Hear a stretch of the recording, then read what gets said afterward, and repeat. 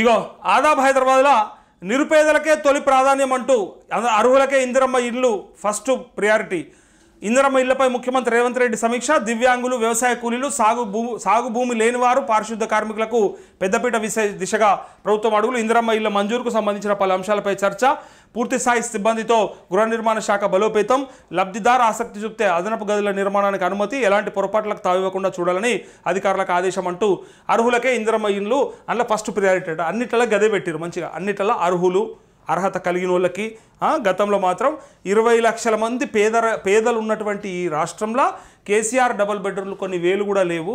వేల మీద లెక్క పెట్టచ్చు నియోజకవర్గానికి ఎన్ని ఇచ్చిండ్రో. కాబట్టి వీళ్ళకి మరి ఎప్పుడు ఇస్తావు కేసీఆర్ అని అడిగినటువంటి రేవంత్ రెడ్డి ఎలా ఓన్లీ ఎవరెవరికైతే అర్హత ఉంటుందో వాళ్ళకు మాత్రమే వస్తుందని చెప్తారు.